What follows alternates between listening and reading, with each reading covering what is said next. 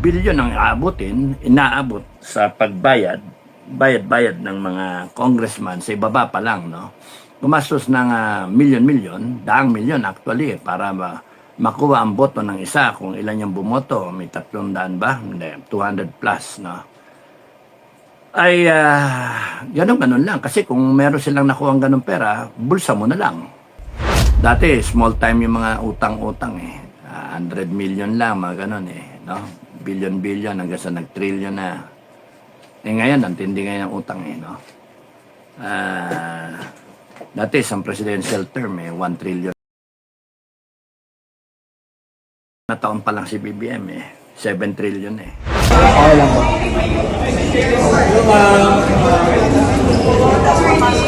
Hi, ma'am. Atras po tayo. Tayo na tayo. Atras po.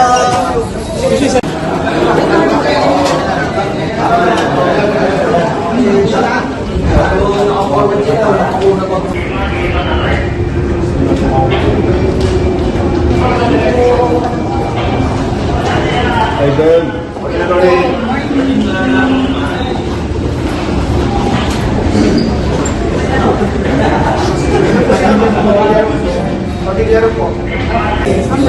Hi, Sir Chel. Morning po. Bro, cellphone mo, bro. Request voice, dadaan lang dito. Atras naman po, patras. Okay lang po.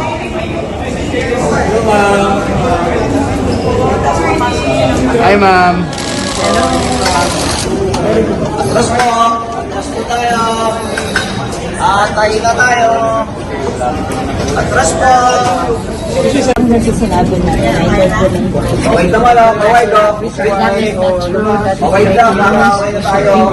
na tayo. That has been anticipated since we started this 3 days now. But there will be a lot of struggles speculation.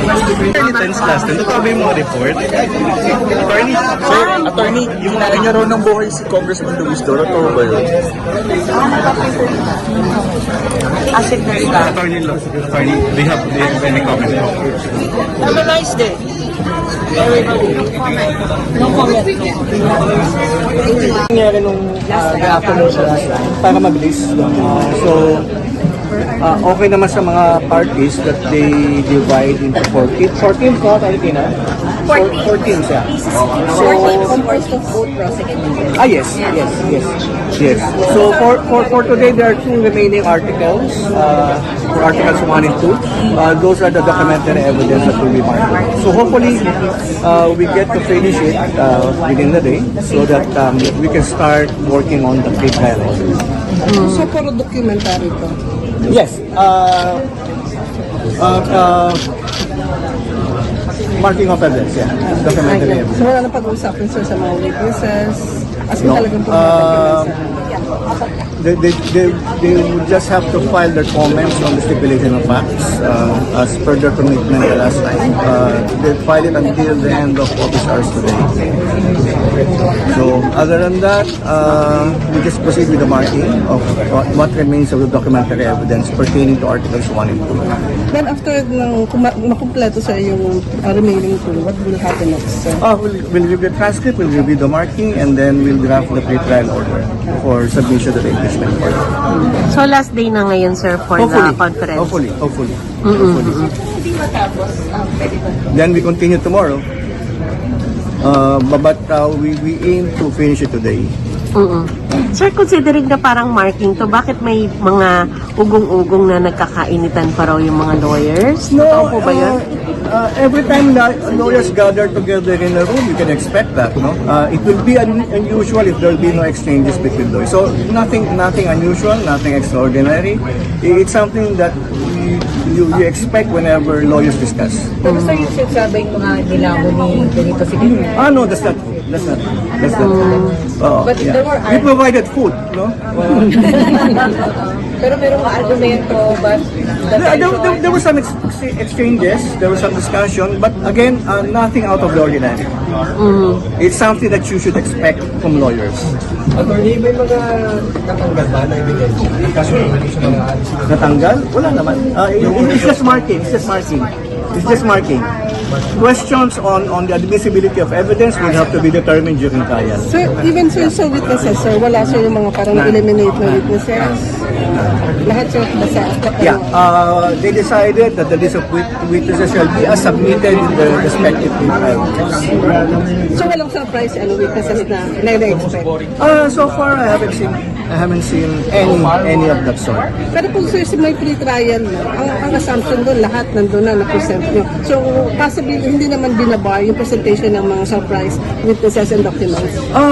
Both parties have the right to make reservations as to witnesses that may not be available yet during pre-trial, and they would have to inform the parties of the calling of such witnesses at least 3 days before the scheduled appearance. So that's allowed in the rules of court. That's also allowed here in the division court. Thank you very much. Attorney Sheila, ma'am, ano po ba yung articles na ano po ngayon para sa pagmamarka lang ng Articles 1 and 2. Ano po yun, ma'am? Article 1 is for confidential funds and Article 2 for direct state. Hopefully ba, attorney, matatapos ngayong araw yung pre-trial We conference? hope so. Pero I don't think matatapos ngayon kasi marami pa talaga. After the pre-trial conference, attorney, ano pong mangyayari next? Oh, the court will have to issue the pre-trial order. I have to go. Okay, thank you, attorney. Titignan natin kung ano ang mangyayari sa impeachment. May mga nagsasabi, hindi ma-impeach si Inday Sara. Meron siyang numero, ang kailangan lang boto, sabi ni dating si Justice Davide, ay 7 lang ang kailangan niya para ma-acquit. No? Pero 16 para ma-guilty. So, yung principle na sinusundan niya, no? Interpretation niya ni Davide. So, malaman natin kung paano it will unfold. But I don't think that Malacanang, whoever is the mastermind, will go all through this bruhaha na may bilyon ang inaabot sa bayad ng mga congressman sa ibaba pa lang, no? Gumastos ng milyon-milyon, daang milyon actually, para makuha ang boto ng isa. Kung ilan yung bumoto, may 300 ba? Hindi, 200 plus, no? Ay, ganun lang. Kasi kung meron silang nakuha ang ganun pera, bulsa mo na lang. Hindi, ibayad eh. Bakit? Kinakailangan nila impeach ang Inday Sara. Nakailangan umabot impeachment sa Senado. Nagawa nila yon. Umabot sa Senado. Ngayon, nasa Senado, kinakailangan yung mga Senate judges, regardless kung ano yung saligang batas na 16 ang kinakailangan boto, at saka kung ano yung mga interpretation ng mga ex-justices at saka mga political analysts, ang pinag-usapan dito, let's not be yung naive about this.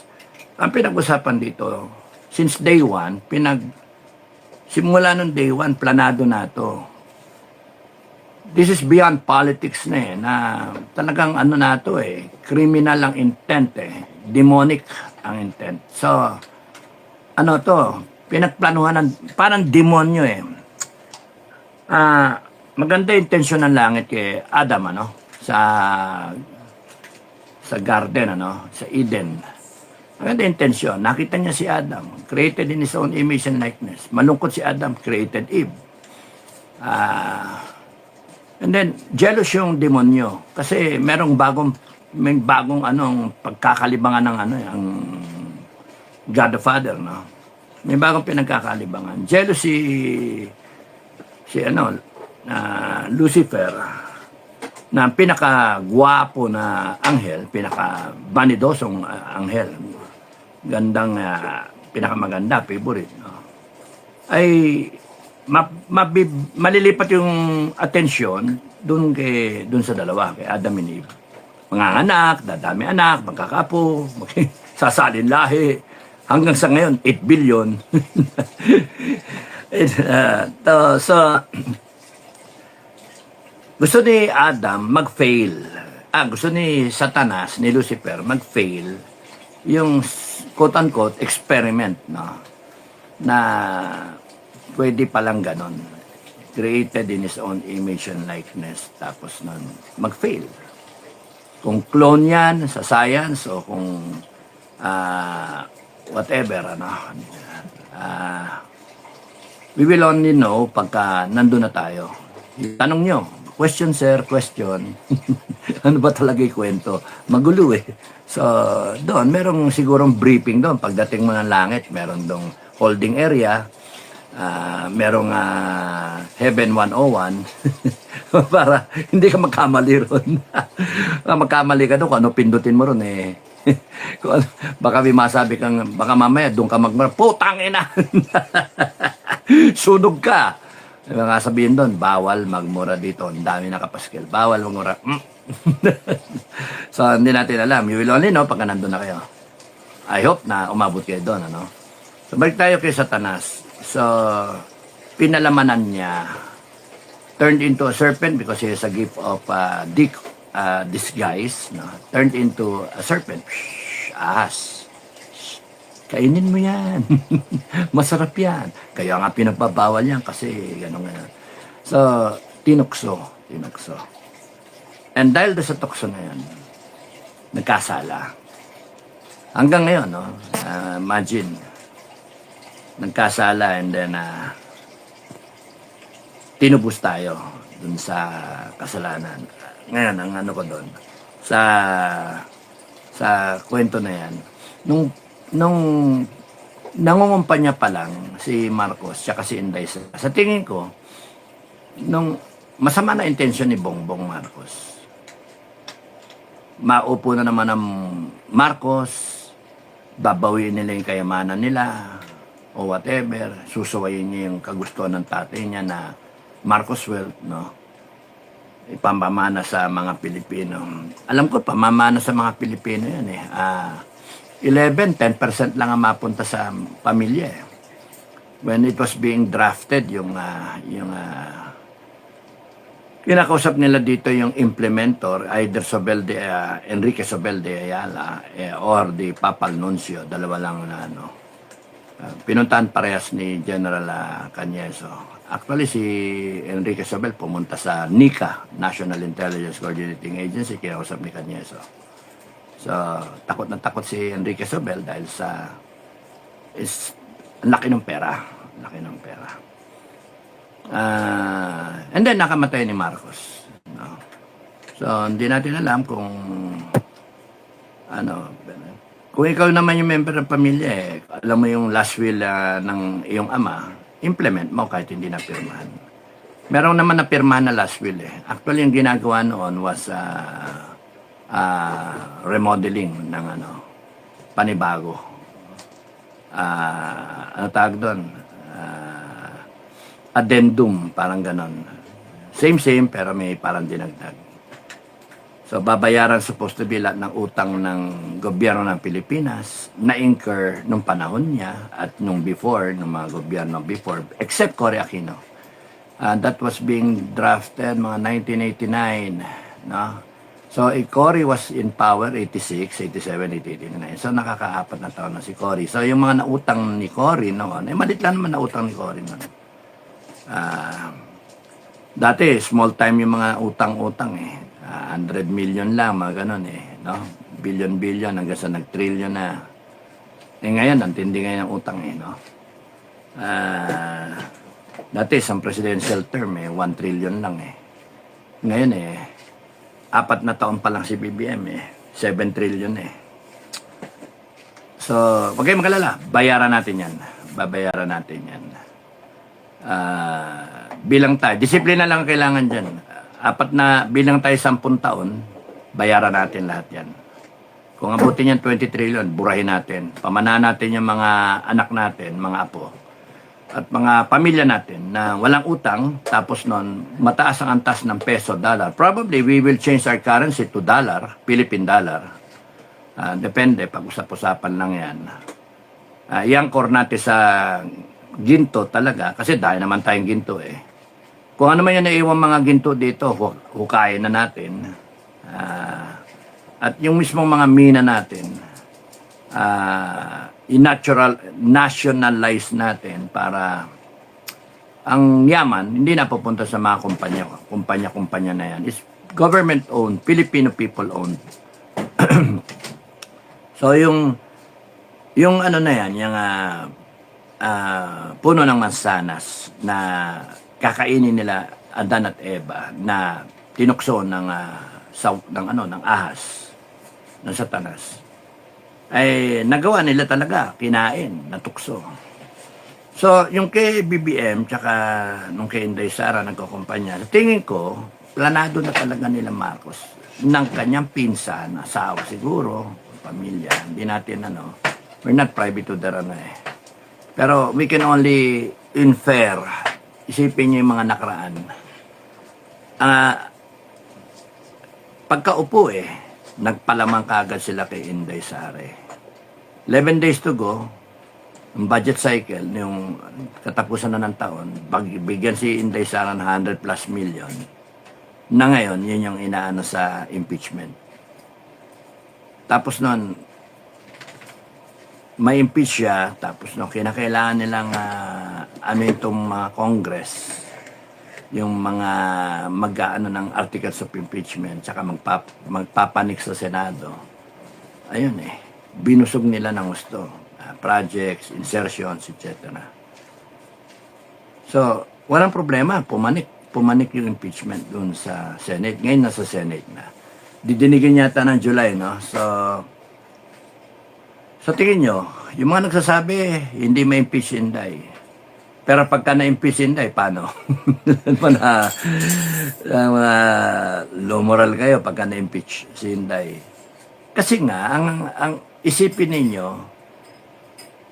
a government or people in government who have all the power, all the resources, pera, AFP, PNP, NBI, under their pati DILG, lahat ombudsman, pati yung mga bangko hawak nila.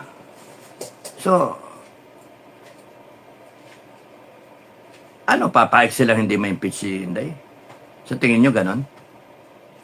When it takes, kunyari, 16 votes, sa tingin nyo, hindi nila makuha yung 16? Sa tingin nyo, hindi. Kung kunyari, ang premise mo, lahat sila napalamanan, enjoy muna, enjoy, and then biglang, parang si Satanas ngayon, ayan, okay ang pera, para sa constituents mo, walang problema, legal lahat yan. Tapos biglang bumulaga ang putya ngayon, panakot nila yung pera, panakot nila, sisirain kita, yung ganon. Kaya kita nyo, dalawa na yung bumaliktad Escudero, Joel.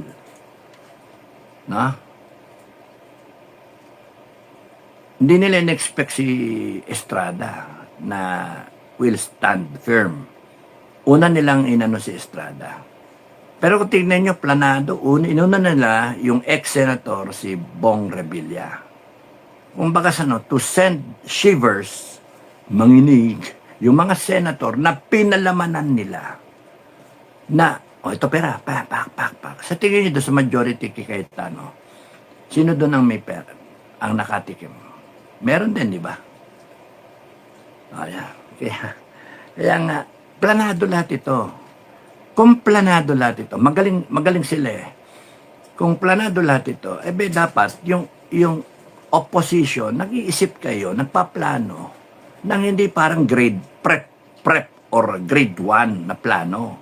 Sila pang masters yung plano nila, pang doctorate yung plano nila. Tapos yung opposition magpaplano, peace rally. Peace rally. Peace rally lang naman meron na naman, di ba? Sa 28 ba yan? Meron, peace rally. Kasi, why are we insisting na to be stupid about this, to be parang grade 1 about this, when in fact we can think like an Einstein and solve everything with rocket science. Yan, gamitan natin ng ng calculus, no? Ganun. Derivative, integral from limit 0 to infinity, ganun. Ay, nako, dy dx. Dx dy, baliktad dx dy. So